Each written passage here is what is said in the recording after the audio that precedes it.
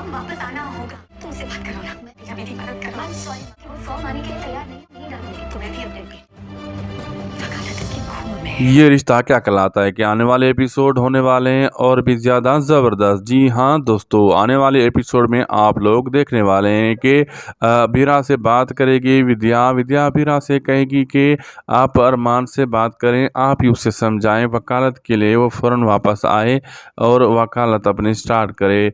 और उसे कहेगी अबीरा, आई एम सॉरी माँ, मैं उससे ये बात नहीं कर सकती। और विद्या कहेगी उसने वकालत छोड़कर खुद को सज़ा देना शुरू कर दिया है, उससे वकालत करनी होगी। अबीरा कहेगी फ़ौरन वो नहीं मान सकता, उस पर मैं दबाव नहीं डालूंगी माँ, ये नहीं हो सकता। तो वो विद्या कहेगी नहीं ऐसा है तो फिर देखना तुम, उसके खून में ही शामिल है वकालत, वो वापस आएगा, इसका मैं इंतज़ार करूंगी, तुम ये देख लेना।